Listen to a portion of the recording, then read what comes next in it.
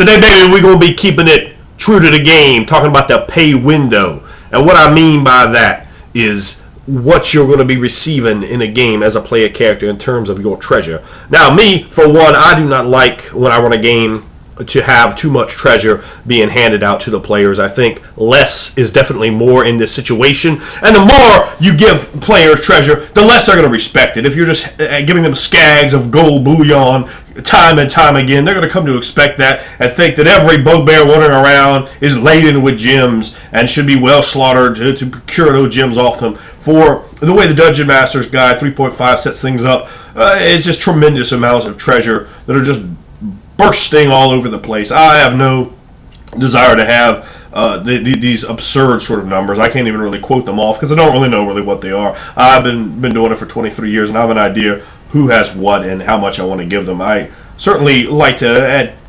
times, let the players have a good sense of accomplishment and the feeling that they have acquired on a large amount of money for themselves, a huge, interesting, the big epic dragons horde, and how they're going to deal with that tremendous, vast amount of money, more than they can possibly take away. But overall, onto the mundane encounters, I think the number that they give you is vastly too much. And I certainly like to hear what other people's comments are in terms of how much treasure they give out. If they use the standard 3.5 or 4 or second tables, whatever it is, first, if Ivan and Mike watches this, or the basic box, or whatever you're into these days, what type of treasure allocation you like to give to your players. I think too much gold definitely tends to change the pace and tone of your game a lot. The characters are, I think, less sympathetic when they're just wandering around with bags and bags of gold, and when they have that more mercenary attitude towards their adventuring. I think it definitely something you need to think about is the amount of sympathy that may possibly remove from your characters. Now, not necessarily the case. It really depends on how you present it, but that can be, and it's obviously often a game master's desire to try to shine his players that way, but that's not necessarily going to shine them. You can give someone too much, and it can actually come back to backfire on you. So it's very important to really carefully consider the amount of treasure that you're going to have in each and every encounter, and it needs to make sense. It needs to be logical and follow a sense pattern. Where did this group of bugbears get all this money from? What's going on with that? You need to understand that, because you don't want to just come off like some trash, like you just looked in the book and rolled. The worst possible thing ever after an encounter is to look in the book and roll, and God help you start rolling for magic items like that. All that absolutely has to be done beforehand, or you need to at least think of it on the spot, because why does the bugbear have a +2 warhammer that he wasn't using during combat? I've seen this in games, particularly in high school. I don't really try to play with game masters that are that poorly aware of what they're doing or poorly prepared, but that's a really bad thing. You don't want to just be rolling after the fact. Because it really kind of nullifies the entire scene that just happened. Because, why didn't the bugbear use that healing potion, smack you in the face with a Mace of Disruption, and use that bull's strength wand to really increase his power to just whoop your ass? And as well, he should.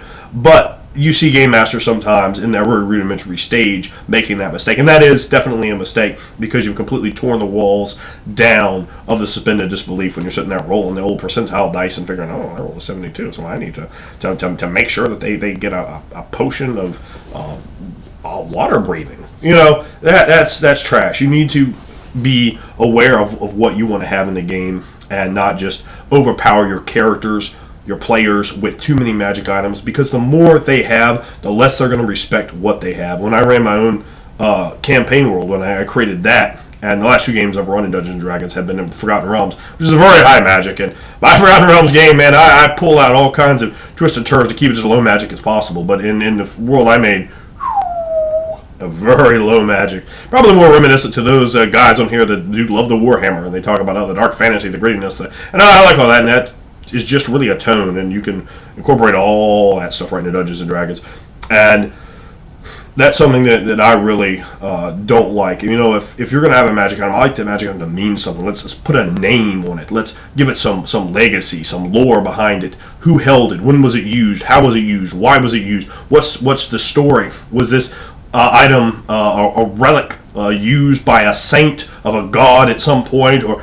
was it this the mighty great club used to slay dragons? And you go into a whole story and you come up with these sort of ideas, and I think that really makes the magic items mean something. And you could do that, man, just for a +2 weapon or nothing else, or a +2 weapon. Just throw one kind of neat ability, like a +2 weapon that Bane, great ability at 3.5 to throw on a weapon. It's just so wonderful because it gives you so much dressing, so much flavor to the weapon. And man, I mean, a +2 club with Bane against Lizard Man, man, you can start wrecking a Lizard Man with that club. And, that might have been tied into the backstory of the marshes and, how that all came together. That's really a great one to look at for flavor details in a game, the Bane special ability. I am solidly against the idea of player characters buying magic items. I might let you buy some healing potions or some other clerical potions from the temple, maybe some scrolls as well, possibly some really weak kind of wands, like a wand of light or maybe a wand of cure light wounds, something like that. But I, for one, think that if you simply just allow the players to go buy magic items, they really mean almost nothing. It's like, well, I don't want to customize my character so I can min-max and do ridiculous things with my weapon that gives me a threat range when I roll a 7. That's really, what's the fun in that? When the magic items are presented by the game master and placed in locations and there's a story behind them, man, they really pop. They mean something. They really tell a lot more into the story, and you want to make sure you're using all your tools correctly and to the best possible advantage. Now, that's really the deal when I say correctly, putting them to the best possible advantage. And a magic item in a Dungeons & Dragons game is a great tool, and a lot of other games use them too. I know they're in Warhammer. Even in World of Darkness, there actually are some magic items, and you just throw them all out there to a tremendous degree. They don't mean anything, but when they're rare, when they're valuable, when the characters have to struggle and come upon clues and use the bardic knowledge to really unearth this item, and wow, we're going to go on this long quest to find the magic item.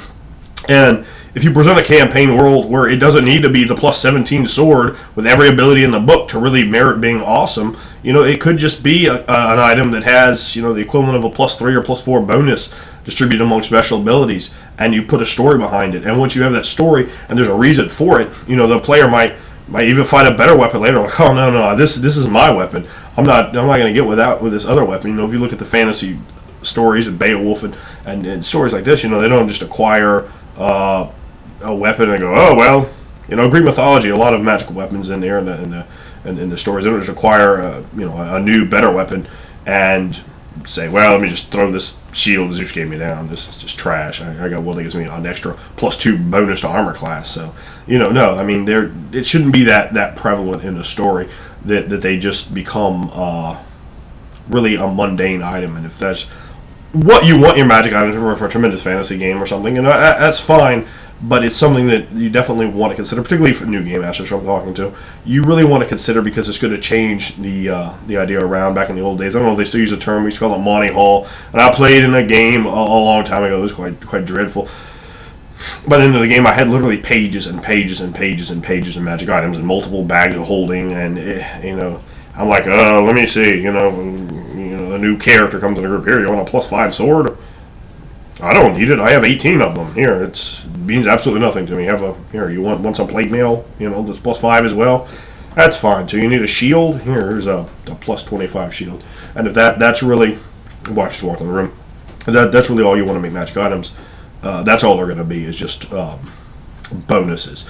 If you put that extra flavor on it, man, giving a magic item a name and just a little bit of a story behind it is really going to make it sizzle and pop and make those characters really like it, particularly if you present it to them in a way where it really means something. This is great with any character that has a really close connection to their deity. They're going to go, wow, I really want to have that item. That is my item. I'm going to have this quest set up. Old AD&D 2nd edition, man. They really give you the quest for the paladins and such. And they just stripped a little bit of that away in 3rd, which I didn't like. That flavor is great, putting those epic quests together. And the payoff doesn't have to be something utterly tremendous. But the tremendousness needs to be put together in the flavor. Make it cool. Put details, not in the fact you have to have so many bonuses, but in what exactly this item is, the story, the legacy. Maybe it belonged to the character's great grandfather, and he has to wade through this whole thing of hobgoblins to reacquire that family legacy and avenge that honored smite. Or maybe it has the bone, the heel bone of a saint, and the hilt of it. You can go into a lot of that sort of Catholic mythology there around relics, and sort of dredge up a lot of ideas from that. Of making it, or just a legacy of this was, maybe a god has ascended, like in the Forgotten Realms, like Cyric, for example, or maybe someone's a little less repugnant. But look at Midnight, and looking at my wife. Look at Midnight. It would be kind of interesting if the characters were able to get a hold of a magic item that belonged to her as a mortal. Maybe her like +2 dagger or something along those lines from early on. How much interest could that have to the characters having that connection if they were a follower of Mishra, having that personal touch of the ascended god in there, and then the character, as a player, put that in, man, make that mean something, sell. This should be something that's really cool, and you really want to get as much value as you can. And if you dilute the characters with so many magic items, they're not going to appreciate what they have. They're not going to care about it, and magic items are going to be no more importance to them than that 50-foot coil of rope.